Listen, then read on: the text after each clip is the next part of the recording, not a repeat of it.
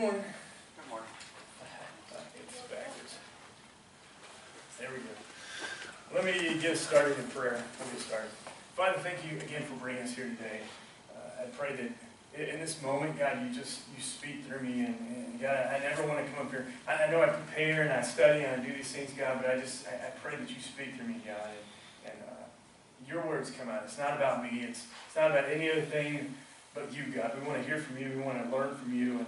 And we want you to meet us here, God, just as we're singing these songs, God. I pray we're not just up here just kind of going through the motions, but we're here for a very real reason, God. We're here to worship you, and we believe you. We know you're real. We know you're out there, God, and you've called us to come here and meet together, God, and this isn't about us. This is about us just coming in your presence and hearing from you, God. So I just pray that that happens here today, God. Speak to me, God. We want to feel your presence, God. Change us to do what you want us to do, God. We love you, and we thank you for everything you do for us. We pray in your name, Jesus. Amen. Well, I've noticed that there are so many questions that we have. I'm going to start a new series this week, but I've noticed that there are tons of questions that I think that we have. I guess we're just very inquisitive, just as people. We have questions. But I thought of some funny things. Why do kamikaze pilots wear helmets? Have you ever heard, thought about that like this? Oh, they wear helmets. Why do maybe that's a sad one. But why do people pay money to climb huge buildings? They get up there and then they put money in these little binoculars to look down and be like, I was just down there, that's where it was. Can you guys believe it? I was standing there a minute ago, and now I just paid money to come up here and look down and look at these binoculars. Why do we do weird things with that? I thought about too, why do we point to our wrists? And it's like we want to know what time it is. Okay, but we don't point down when we need to go to the bathroom. It's like, hey, no, he's laughing at that. There's so many questions I think we can have in our life. I just thought about some of those. There's a lot of funny things there, but I believe we're created by God as just wanting to know things. We're very inquisitive. We ask questions. We go to school to learn things. We ask questions to people. We read books to learn. Now we have Google, and we have all these things, and we can learn everything. We're just information overload. We have all this stuff, and we want to know all these things. There's lots of questions in our world out there. And so that's kind of why I wanted to go to this book of Habakkuk. It's a little book in the back of the Old Testament we're going to look at. It's only just a few chapters in there. So we're going to look at that. And Habakkuk was one of these guys who had some questions as we go through it. He's a prophet of God, but now it's a little bit different. He's coming in there, and now he's questioning God. And now he's got some questions. Now, as a prophet of God, they're told to go out and tell people what God is wanting them to know, and they go and do that. But this is a little bit different. Now Habakkuk is coming there to God, and he's got some questions. He's posing them to God like he doesn't understand some of these things.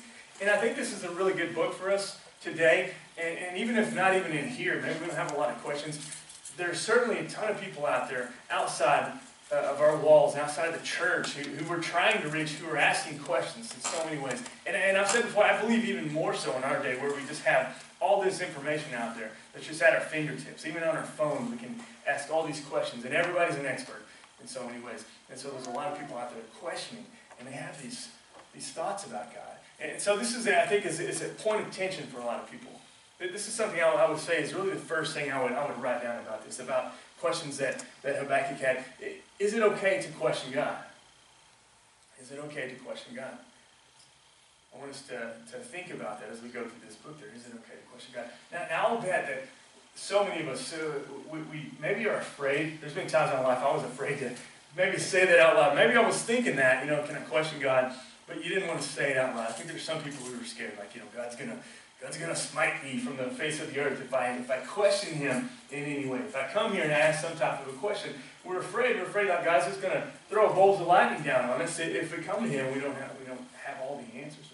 We question God sometimes. And I think this is really where Habakkuk is. Habakkuk is seeing all these things around him, and he's got some questions. And to me, this is one of the questions that I think he has is, why doesn't God seem fair? Now, I know there's people out there in our day and time who look at our world and see that. In fact, I was thinking about it as we're going to be going to Nicaragua, and there's many other countries around the world that it's this way. And as you go there, though, there's a lot of people, we can look at it and say, maybe us is just us going down and looking at it, and we can have those kind of questions. Why doesn't God seem fair? Because you go and you look at some of these places, and they do not have the stuff that we have. They do not have the opportunities. They don't have just the luxuries that we have that we may consider are just necessities. We can go and look at that. And the thing is, we go down there to Nicaragua, and we've talked about this. We've been down there to this group a few times now. We know them, and they're accommodating to us. I mean, they have these rooms that they do everything that they possibly can for us. They even make food that they probably don't normally eat all the time, but they're doing that for us just to be nice to us. And they're just so happy to do that. And we go down there and we look and we see all these things and they're happy, and it just doesn't make sense. And we look, well, how is this fair that they're there and we have all these things? It just doesn't make sense. And again, I believe that Habakkuk is right there. He's asking some of these questions. And now he's there with the people and he's looking at them. It's almost like he's speaking for them, just coming to God saying, this just doesn't make any sense. So here, let's jump into it. I'm gonna go back to the first verse, but first here I want to read Habakkuk 1, verses 2 and 3. I just want to get the question out there first. He comes to God. This is Habakkuk. He just kind of jumps right into it here. He says, he's talking to God. How long, Lord, must I call for help, but you don't listen? Or cry out to you violence, but you don't save? Why do you make me look at injustice? Why do you tolerate wrongdoing? Destruction and violence are before me. There's strife and conflict abound. And so he's coming to God. He has these questions right there. This is the world. This is what I see, and his assessment is it doesn't seem right. It doesn't make sense, God. I see all this, and I'm crying out to you. I've got these questions for you, and why aren't you responding to me? So I would fast forward to our day and time, because this is what I was thinking about this, and so many of the books we see in the Bible, it was in this different time. Okay, it was written way back then, but it still says something to us today. This isn't something, we go back and read the book of Habakkuk and we say, okay, this is just history. It doesn't really have anything to say to me. It's kind of neat to read this and see the names like Habakkuk in there and kind of learn some stuff there. But it says something to our day and time. Now, we can see how God acts. We can see what he does. We can even relate with this guy who is living for God, but he's got some questions. Maybe questions that we're even having. Maybe questions that people out there are going to have. We're going to go up and talk to them, and they have these questions. Why doesn't God seem fair? So it's important for us, I think, to go through this and read these things, because people are questioning this all the time. Why isn't God fair? Like I said, we go down to the third world countries and we just look at it and you just see what they live in, the things that they have. And I've had people say that who are out of the church and they're still questioning God, and they have the same type of questions. Well, why is it that I was born here, Kyle, and I have these things, and they're over there? It just doesn't make any sense. It just doesn't seem fair. It doesn't seem like if God is in control, this just doesn't seem fair in any way. And we ask those questions, and it's the same things that people, like I said, outside the church are asking, people that really need answers. And Habakkuk, he's living for God, yet he still has these same type of questions. Is it okay to come up and question God? God, why is this happening? Or why did this happen? Well, why are these people having to go through this when these people who deserve it, kind of go that way? These people just seem, they're evil. They're doing wrong things. They don't care anything about God. They don't give anything away. They're just not nice in any way. They don't care about God. It's all about themselves, and they've accumulated all this stuff. And they're over there. They're doing fine, living to these long, healthy lives. And they've got all this stuff, and there's no worries. And there's this person over here I know is very godly, would give the shirt off their back for anybody, and it doesn't live in anything that they have. They just live on the very bare minimum, all this stuff. And why is it that they're going through this pain, this suffering, this disease, or whatever it is? They don't have anything. And those are the questions that we ask sometimes. And those are the questions really that Habakkuk is kind of coming out there. So again, I would go in there, and my belief is that it's not wrong to ask questions of God. It's not wrong to, I would even say, to come to periods in your life when you're questioning the methods of God. Now, I'm not trying to make us question the existence of God and not doing all these things here. But here's what I'm saying. This is what I think is very important for us, is that coming to God with questions, rather than just pulling back, coming to him in questions and talking to him, entering into those dialogues with him, is necessary. I would say necessary for our maturing process as a Christian. I think it's so important for us to get into those close walks with God. And they come to these points and say, God, this doesn't make sense to me right here. Why is this happening here? And talk to him and come to him in prayer and ask. I mean, it's not always easy, but I would say it's so important. It's crucial for our walk, our maturity as a Christian. We got to go through these things. Because a lot of times people just back off and they see the same things we see, and it doesn't make sense, and some people just back away like, I don't want anything to do with that God. and you don't even go to him, you don't even question, you don't even try to pray to him in so many ways. And I'm telling you, I'm saying this is crucial for our walk. There's not something we can do to get out of this. There's not something that you can just be better, that you can just memorize more verses. I think it's essential for us. Like, we have to go through some things for us to mature in our walk with him. I think he allows those things. He's not evil in any type of way. But we've seen over and over different stories in the Bible when you read that. It's like he allows these things because he knows it's so important. Like, it's essential for you and I to take these steps and walk with him in our maturing process. So it's important for us. So I would say it's not wrong to ask those questions. And here's another thing about it too. Sometimes we look at God and we kind of project onto him maybe our personalities. And we look at him and say, well, if I go to him, Kyle, if I ask these questions, if I question his methods in any way, he's going to get mad, or he's not going to be like a kid who's going to pull his toys away and run off and be like, you can't play anymore. You get away from me. He's not going to act that way. He's not like that. He's far greater than we can imagine. And I've even, people have pointed out before, and I completely agree with them. It's like sometimes we're afraid to express these things to God. And the thing is, he knows our thoughts. He knows everything. It's already in there. You might as well just get it out. You might as well just talk to him. You might as well just go there and say, God, okay, I don't understand this. This maybe makes me mad. I don't get this. And I don't think that that's wrong to go to him. If anything, I would say you're opening into that conversation with him. You're going to talk to him. He's a lot stronger and a lot smarter and a lot thicker skin, I guess we could say, than we give him credit for. He knows all those things. And so I'm encouraging you guys, go and talk to him. Don't just pull away and just say, I don't want anything to do with that guy. If that's how he really is, and just back off. Talk to him. He knows what's going on. He knows what's in your mind anyway. I think that's important for us to really get there. It's important for us to go to him. It's important for us to go and talk to him. I'm not saying question the existence of God, but go and talk to him. Doesn't the Bible tell us, it says, ask and you'll receive, seek and you'll find, knock and the door will be opened? It says all these things, and it's like God is encouraging us. He's not like many of these false gods that say, don't question anything, you just have to trust me no matter what. He's saying, hey, I got nothing to hide here, come to me. In fact, on Wednesday nights we started going through the book of James. And in chapter 1 it even says, if you lack wisdom, go to God who gives generously. Like he wants to give that to us. He's not there holding anything back. He says, if you've got questions, if you want to know some things, come to me. I'm the one who knows all this. He's inviting us to go into that relationship with him, but we forget that sometimes.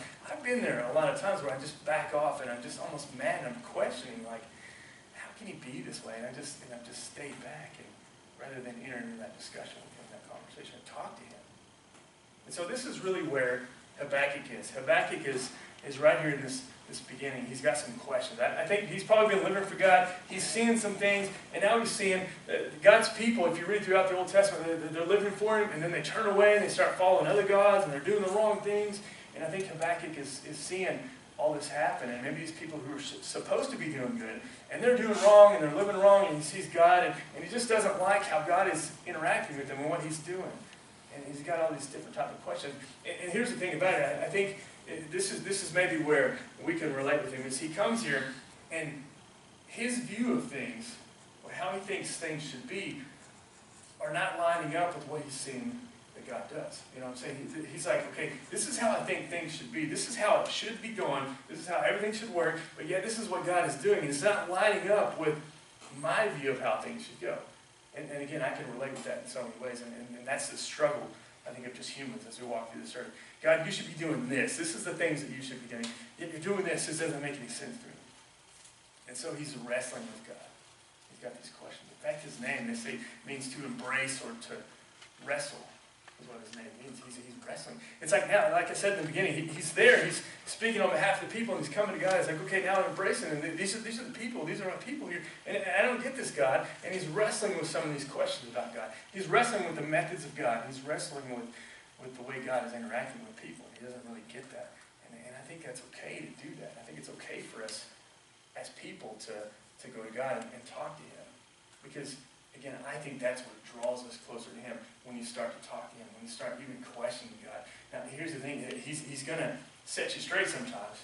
We're going to go to him, and it's not as if you're going to get there and you're going to be clever enough that you're going to catch God and change him, and he's even like, oh, I didn't think about that one. You got me there. That's not going to happen, but he's going to set it straight, and I think it's okay that we get into these questions with him and talk to him.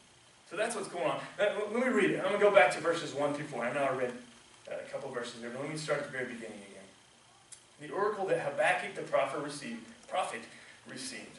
How long, Lord, must I call for help, but you don't listen, or cry out to you violence, but you don't save? Why do you make me look at injustice? Why do you tolerate wrongdoing? Destruction and violence are before me. There's strife and conflict abounds. Therefore the law is paralyzed, and justice never prevails. The wicked hem in the righteous, so that justice is perverted. So he starts us off with the oracle from God. It literally means a burdensome prophecy. So he's got this prophecy. He knows what's going on. He knows what God's about to do and how he's going to use some wicked people. And he just doesn't like this, and it's a burden for him. He's like, I don't want to tell these people. And these questions are just kind of rising up in him. And he's there and he's talking to God. He's like, none of this makes any sense, God. And he's questioning everything about him. He says, just everything, all this wicked, all these things keep rising to the top. It doesn't make sense to me, God. You're supposed to be good. You're supposed to be the one who's in control, and I don't like this.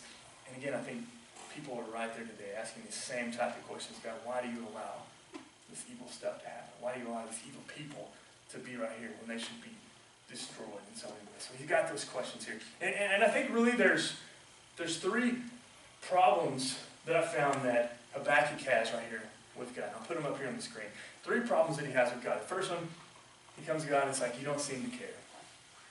He looks around, and his assessment of the world and everything he's seeing right there, he's like, you just don't seem to care. I see all this evil, and I see all this suffering, and you don't seem to care, God. That's what he's saying to God. I think that's his problem right there. He's looking around, and it's like, God, I can't take this anymore. It just doesn't seem like you care in any way. And here's the second one. These kind of all go together. You aren't doing much when you could. I thought about this one here. And there's, again, a lot of people who stepped away from church. And one of their really syllogisms that they really come up with, and kind of explain the whole situation, why maybe they don't believe in God, they have these problems, that they say, okay, if God is all-powerful, then he's going to destroy all evil and suffering. Number two, that leads to, if he's destroyed all evil, then he's all-powerful, and yet there's still evil and suffering in the world. Therefore, there is no God. So they say, if God is all-powerful, he will destroy all evil and suffering. But there's still evil and suffering in the world, therefore, there must be no God. And that's what people, that's how they base their whole life and no belief on God, or why don't they step away from church, or why they maybe talk to us and say, I don't want to go there anymore because I don't believe in this God. Because why is there all this evil and all this suffering, all this pain, and all this messed up going on in the world? If he's so powerful, like you say he is, then why hasn't he eradicated all this? Why hasn't he just removed all this from the earth? And that's the reason they stepped away. They don't enter into that conversation with God. And I say it's so important for us to do that. And finally, what you're doing doesn't seem right. And these all really kind of go together. You don't seem to care. You're not doing much when you could. What you are doing just doesn't seem right. And that's what Habakkuk is doing. He's looking at the situation. Like so many of us, maybe in our situation, maybe we're not even in those bad times, but we've been there, and there's people that are there many times, and they look around and just say, this doesn't seem right that you're doing this. This doesn't make any sense. God, you should be doing this. You're all powerful. My mind says, if you're all powerful, you can do this, but you're not. You're doing this over here, and it doesn't make any sense. He's right there with us. He's right there with so many people. Have you ever asked those questions to God? Again, I want to say that I don't think it's wrong to talk to him. I don't think it's wrong to maybe put those questions out there, but come to him and get some understanding. Like I said, he's okay with that. He wants us to ask for wisdom, and he's going to give that to us because he's so generous in that way. So don't shy away from that. It's not wrong. I even think about it in the book of Job. Job's that way. You look at Job. Job went through all those things. Job lost everything. He lost his family. He lost his health. He lost his wealth. He lost all that stuff. And he's right there, and he's just questioning. He comes to God. Now you see, this long book he goes through, and he's got all these questions, and everybody's trying to give him all the answers, and he goes through, and he finally starts getting there. He's like, God, this doesn't make any sense. He starts questioning. God, you should be doing this and this. Now we see he gets a strong answer at the end from God. And God's like, hey, I've got this all in control. I'm smart here. I know what's happening here. I'm doing all this, and there's a purpose for this. You don't see all these things going on behind the scenes. And he really kind of sets him straight there. But he didn't say that it was wrong that he's coming to him and entering into that discussion. I would say I think that was essential for his maturing process to go through that. And I think that book is in there in the Bible that we can read that about Job. Because you and I, we go through those things. We can read about this guy and say, man, this guy went through some tough stuff. And a lot of people can say, I can relate with in so many ways right there. And I probably would have done the same stuff. Or some people said, I don't know what I would have done then. That's just unthinkable. All the stuff that he went through, but God showed up in the end. And I read this about this book called The Dip by this guy. He talks about how they assess Christians and churches, and they looked at it. And really what they talk about, I need like a chart, I could show this, but they talk about there's these high points in your life. And I would say, like, maybe just the first big high point I always point out is like when you come to know Christ. Like, that's exciting. I came to know Him, like, I'm a Christian, I know where I'm going to go, and that's a high point. But inevitably, it's just going to happen. There's going to be some downtime. You're going to slide down this pit, you're going to go, there's going to be bad days. There's good days, and it just kind of goes up and down. One day you wake up before your alarm, like everything's going right. You wake up before your alarm. You have some great food. You got all this time. You feel great. I don't know, something, your favorite show's on TV, you got all this time, you're going to work or whatever, and your favorite songs are on the radio, all the green lights are there, it just happens. You come to church on Sunday and it's like, man, Kyle nailed it, like, that was amazing, like all the things, it just hit me, it was perfect. The music was great, either on video or live. Just all the favorite songs were played. You do that, and it's one of those days, just everything's great. But there are going to be those days when it's not so great. It's like, you wake up and you see that you missed your alarm, and like, oh, I don't have time to eat, there's nothing to grab, there's no food in there. You go out, you're hungry, you're not feeling good, you got a headache or whatever, you're going to work, and it's like your favorite station is off, and you got to listen to, I don't know, something you don't like, country or, pop music, I don't know what it is. You got to listen to things you don't like. Maybe you come to church and it's like, man, I didn't nail it, like it just messed up, like all it was biblical and like well put together, like, kind of your sermon just didn't hit me. I don't know. It was just like, it was okay. It was right, but it's like, And then the songs, it was like, I sang them. I know it's about God, but they're one of my favorite songs. You do that, you hit all the red lights. All those things happen. Maybe worse things than that. Just big things kind of come up in your life. And this is what this guy Henry Blackaby calls a crisis of belief when you come to those things. And I think it's like, well, what are you going to do? Like, those things are going to happen. And I always be sure and talk to maybe young Christians, and I tell them, because they get on these highs. Like, and I'm not trying to knock them down. I really don't want to do that, but I just want to be prepared. But there's going to be things that happen in your life, and that happen in a Christian's life. So we got to be prepared and ready for those things. I think God allows some things because He wants us to be stronger. We got to go through things. So that's important for us to understand that. And again, I would say that these are necessary for our maturing process as Christians, to go through these things, to be stronger. It's just like working out and doing anything. You got to go through things and those kind of tough things to get stronger. It's the exact same thing going through these tough times in our life, these temptations, these struggles, things that just happen around us that are going to mess up our good days. Look at James 1, 2 through 4, because we've been going through this in our Wednesday night study. It says, "Consider it pure joy, my brothers and sisters," and I've read this many times, but it's just so important. "Whenever you face trials of many kinds, because you know that the testing of your faith produces perseverance. Let perseverance finish its work, so that you may be mature and complete, not lacking anything." And so I look at that and I see, it's not if some of these things happen. He's telling us these are going to happen. These things are going to happen. So when they happen, he's like, let it do its work. Like there's a purpose through some of these things. Like you and I, we have a choice. Whether we can, when we face those things, we can run the other way, and I don't want anything to do with this. This is tough. I thought the Christian life was going to be perfect. There's going to be no struggles or anything, and we just maybe step away from God. If we had a shallow faith whatsoever, we step away. But this is things. He's saying, let what's supposed to happen right here. You're going to be stronger. You're going to be more mature. You're going to be able to persevere through this thing. This is not easy. It's not the greatest thing, but this is necessary for a walk. And I think God's trying to show us that. And that's what James is speaking about here in this book. This is what I think Habakkuk is here in chapter 1.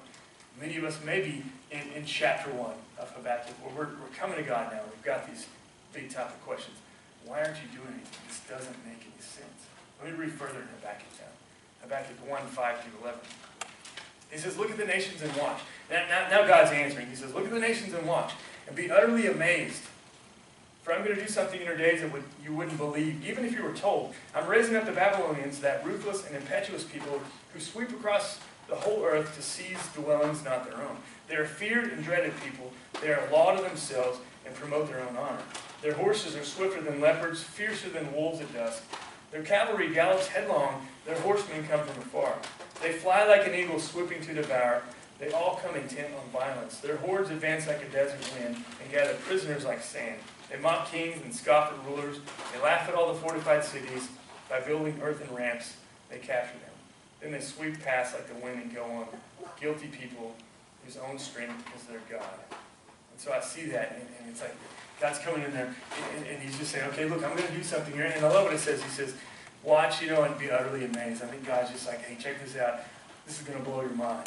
There's like, he sends him an emoji, if it's got like blow your mind emojis or whatever. He's like, I'm going to do something. This is going to be huge. Habakkuk, you've been waiting for this. This is going to blow your mind, what I'm going to do here. And I see Habakkuk maybe really hearing this. It's like, yes, this is finally, he's doing what I want. He's going to do something here. This is great. And then he comes in and he's like, I'm going to use the Babylonians. You know them. They do all this. They're evil. They tear everybody up. Everybody fears them. They don't fear anything. All this stuff. And he brings them up, and it's like the record, scratching. It's like, what? You had me there. This does blow my mind. Okay, you're going to do something. And now you're using the Babylonians. And God's using these people. And again, it's something that just seems strange to you. God, this is what I'm talking about, God. I say you don't make any sense. You should be doing the right things. And it looked like you were doing something that was right. But now you're using the Babylonians to accomplish your will. It just doesn't make any sense. And that's where he's at. He's asking these questions. Here's a final point I would say. To write down if you want to write these down. A deeply committed believer can express simultaneous questions and faith. But it's not wrong. Again, I'm just saying that. Encouraging us to come to God. I want us to come to faith and trust in Him. I'm just saying it's not wrong to come and question. Get into those conversations with God. That's where we get our understanding. That's where we learn from God rather than staying back and doing nothing. Go to Him. One of the things I really like is in Mark chapter 9. It's a perfect picture of this.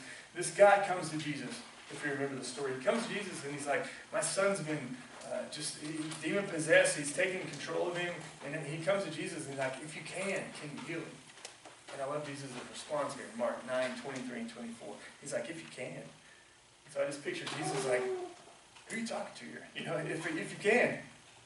He said, everything is possible for the one who believes. Immediately the boy's father exclaimed, and I love what he says here because I can relate in some way. I do believe, but help me overcome my unbelief. I do believe. Help me overcome my unbelief. And I say that because I would love to just come up here and be like, I have 100% perfect faith. I trust God, and when I get this picture from God, I just do it, and there's never any question. I'm fully behind Him, but I don't always do that. Now look, I don't have any questions here. Like, I know there is a God. I believe in the one true God. I have no doubts about that. I'm fully there with Him. But I do have questions sometimes. There's times when I go to God, I'm just like this guy. I'm like, God, man, I fully believe you're going to do this. I trust you. I'm there, God. Just please, God, help me in this. I trust you completely and totally. And then there's times when I feel like I'm there, and I'm like, I see it in me, and I want to just not say it out loud, but I'm like, okay, God. But I still have some questions. I still have some doubts. And I hate that, but I think we're all that way. I'm there, and I'm like, God, I trust you. I know you're there. I know you can do all things. I know you're more powerful than anything. Man, you see it. I still have this sliver of doubt in there. I'm sorry about that. I don't know if you've ever been there, but I've been there. I'm like, God, I know you can do these things. Man, just help me with some of this doubt that's still in there. And again, I think He's not caught off guard. He's not like, man, I thought you were one of the totally 100% perfectly true, people that I could use. And I guess, I'll put you over here with the, half-hearted people. No, He knows that. He knows we're not perfect, and He's there, and He sees that. And I think He wants us to come to Him and say these things. I think He wants us to come to Him and say, help me. I need you. I need your help through all this. That's what He's saying. Let me finish out Habakkuk here on what I'm going to read today, 1:12 through 17. Lord, are you from everlasting? My God and the Holy One, you'll never die. You, Lord, have appointed them to execute judgment. You, my rock, have ordained them to punish. Your eyes are too pure to look on evil. You cannot tolerate wrongdoing. Why then do you tolerate the treacherous? Why are you silent while the wicked swallow up those more righteous than themselves? You've made people like the fish in the sea, like the sea creatures that have no ruler. The wicked foe pulls all of them up with hooks. He catches them in his net. He gathers them in his dragnet, and so he rejoices and is glad. Therefore he sacrifices to his net and burns incense to his dragnet. For by his net he lives in luxury and enjoys the choicest food. Is he to keep on emptying his net, destroying nations without mercy? And look, he's coming here, and I think, as you're going to see through this book, as we close out here, Habakkuk's just saying, he's there with God. He trusts Him. yet it's that simultaneous questions and faith. He's there and he's still like, man, I know you're in control, but I got some questions here. These things don't make any sense to me. I don't know exactly what you're doing here. And again, I just would say to you, God's in control. He knows this. He's not going to be hurt if you come to him and say, I just don't know. This doesn't make any sense to me. He's not going to be hurt. In fact, I say it makes you stronger to get closer to him and ask him, help me, God. Help me understand this, because right now, you know my heart. You know all things. You know I'm questioning it. You know this doesn't make sense to me. You know I have some doubts here. I believe you. I think that's important for us to enter closely in with God. I think it makes our maturing process grow more and more. I think that's important for us to see there. I believe the question God would come to maybe on the end is he would say, as we go through this, we can question and we can have these questions to God, but I think he would just, you see this so many times, he just kind of comes to the end, and even in our questions he's okay with, but I think he would come and say, that's okay, I want you to talk to me, I want you to raise these up, and I'm going to give the answers, but my question, God would say to us, my question to you is do you trust me? You can still have these questions, you can still wonder what I'm doing here, you can still say this doesn't make any sense, and that's okay, I know you're my creation, we're his creation, I think he can come to us and say that's all right. But I just want to know if you trust me through all this. You can bring your questions, all that, but do you trust me? And that's what I would say God is coming. It's okay to ask those questions. He's going to give us answers. Our role is just to continue to go to him and trust. Ask the questions, talk to him, say it doesn't make any sense, but our role, I think, is just to continue to fall out there and just say, God, I trust you no matter what. And that's just, I want to encourage you guys with that. We're going to continue through this series. Throughout, we're going to see Habakkuk and his questions and see his struggles, but I think we can all relate with this in so many ways. And again, we can take this, and maybe we don't have questions, but I think this is important for us as Christians as we go out there and we say we want to reach people who are far from God. We can go to them and talk to people and say, it's okay to have questions. You can bring them in. It's okay to have questions. I'll try to answer them. It's okay to have questions. God will be there for you. And just encourage people to do that. And I just want to encourage you guys to get closer with God and talk to him in every possible way. It's so important for our walk. You guys, let's pray before we do a closing song here at the end. Just bow your heads and just talk to God through all this. I don't know where you are, but I'll bet that you're like me and you have questions sometimes. Or some days are easier than others, and then some days you just, man, nothing makes sense at all, and God doesn't make sense, and you have all these questions. And I don't want to discourage you. I just want to encourage you to just stay close to him. Bring those questions to him. Talk to him. He's going to answer them for you. I know he does. I've seen it so many times in my life. And if you're in the middle of that question time in your life, just have patience. Keep trusting him no matter what. Go to him. He's going to give you those answers. So let's pray. Father, thank you so much for your word, that we can go back and we can read about people that you use that are just like us, that have these questions. God, that's me so many times. I have questions, God. And just like this other guy we read in Mark 9, where he went there and he knew you, God. He knew you had all power to do all these things, and he trusted in you. He had faith, but he still said, but I do have some doubts. And again, that's me too, God. And I read these and I'm just so thankful, God, that you love us and that you know all these things. You knew that we had doubts. You knew we had questions. You knew we were imperfect, and yet you still loved us. Jesus, you came here in this world and you died on the cross for us, knowing we were imperfect and knowing we were still going to question and have some doubts after we trusted you. After you went to the cross and you did everything that we deserve to be there for. You did all that, and we still have questions, and you still loved us. And I thank you so much for that. We can't even begin to understand your love for us. Be with all of us here. Whatever we're going through, whatever tough times we're facing, whatever questions we need answered. God, help us to persevere and just cling to you and get those answers, God. And help us to be a light to so many people out there who've got a ton of questions and they don't know where to go and they're not turning to you, God. Use us to step into those dark places and tell them about you, God. Just equip us and get us ready, God. Put your spirit on us so we're prepared to do that, God. Protect us and just encourage us. God, thank you so much for everything you do for us. Jesus, thank you so much for stepping in our place and going to the cross. We love you and we pray, dear.